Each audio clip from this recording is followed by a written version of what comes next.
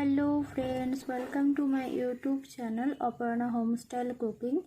আমার কুকিং চ্যানেলে তোমাদের সকলকে জানাই স্বাগতম। চলো আজকের ভিডিওটা শুরু করি। চিকেন পকোড়ার জন্য আমি প্রথমেই এখানে নিয়ে নিচ্ছি 500 গ্রামের মতন চিকেনটা ভালো করে ধুয়ে পরিষ্কার করে নিয়ে এখানে আমি দিলাম জিরে গুঁড়ো, আর এখানে দেব ধনে গুঁড়ো আর কালো গোলমরিচের গুঁড়ো। আমি এখানে শুকনো লঙ্কার গুঁড়ো দিচ্ছি না, তোমরা চাইলে দিয়ে নিতে পারো। এই গুঁড়ো মশলাটা দেওয়ার পর আমি এখানে দিয়ে দিচ্ছি 100 গ্রামের মতন টক দইটা দিয়ে দিচ্ছি। টক দইটা দেওয়ার পর এখানে আমি দিচ্ছি পরিমাণ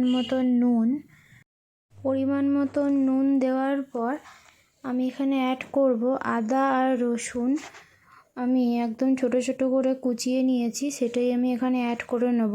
তোমরা যদি এই রকম কুচোনো পছন্দ না করো তাহলে এখানে আদা আর রসুনের বাটাও ব্যবহার করতে পারো।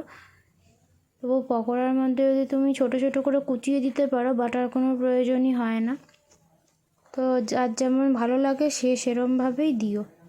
এবার সব উপকরণগুলোকে আমি একটু ভালোভাবে মিশিয়ে নিয়েছি। এটাকে মেশানো আমার হয়ে গেছে, আর আমি আধ ঘন্টার জন্য এটাকে ঢেকে রেখে দিচ্ছি একটা ঢাকনির সাহায্যে।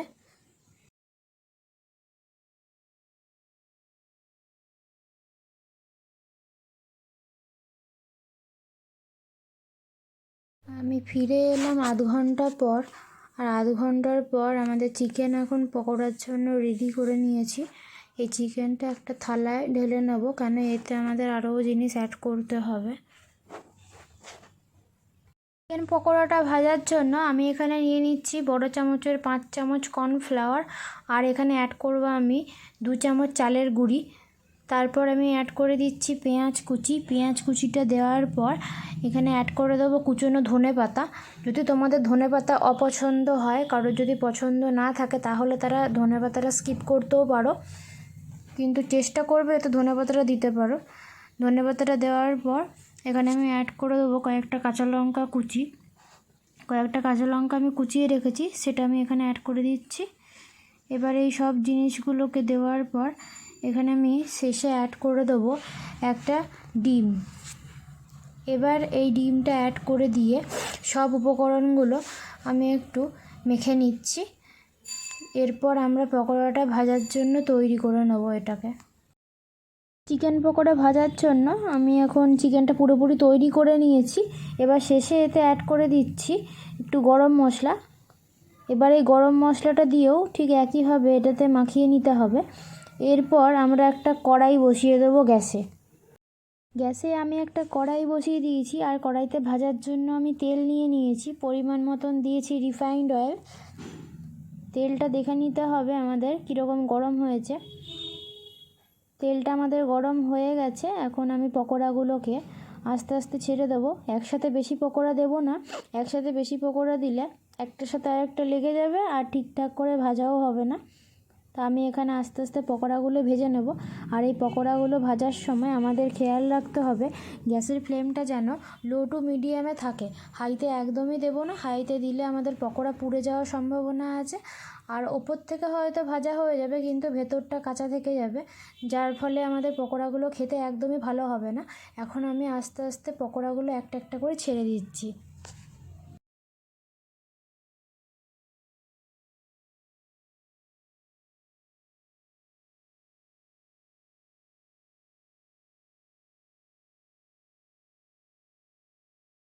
কিছুটা সময় নিয়ে পকোড়াগুলোকে আমি ভেজে নিয়েছি।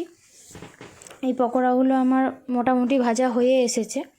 এখন আরও 2 মিনিটের মতন একটু উল্টে ভেজে নিয়ে এবার এটাকে আমি তেল থেকে তুলে নিয়েছি প্লেটে। আর ঠিক একইভাবে একই নিয়মে আমি পরের ব্যাচটাও ভেজে নেব। পরের পকোড়াগুলোও আমি তেলে দিয়ে দিচ্ছি ওই একইভাবে।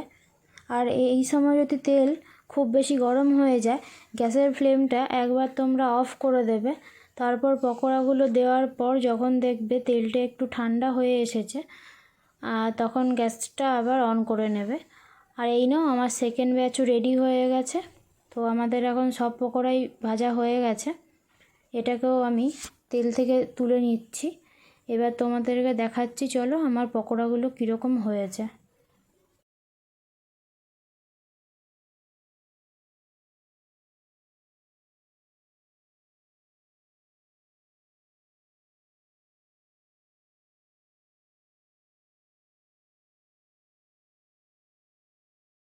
আমি একটা প্লেটে পকোড়াগুলোকে সার্ভ করেছি, দেখে বলো কেমন লাগছে।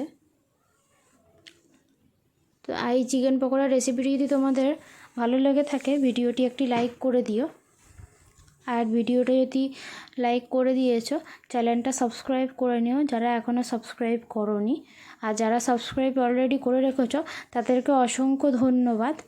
তারা পাশে থাকা বেল আইকনটা অবশ্যই প্রেস করে নিও, কারণ এইরকমই রান্নার আরও ভিডিও এই চ্যানেলে অনেক আসবে। তো তোমরা চ্যানেলের সাথে থাকো, আর ভিডিওটা দেখার জন্য তোমাদের অনেক অনেক ধন্যবাদ জানাই। আবার আসবো অন্য কোনো ভিডিও নিয়ে। তোমরা ভালো থাকো, সুস্থ থাকো, আর এইভাবে চ্যানেলের সাথে থেকে যাও। দেখা হবে আবার পরের ভিডিওতে। এখনকার মতন ভিডিওটা এখানেই শেষ করলাম। বাই।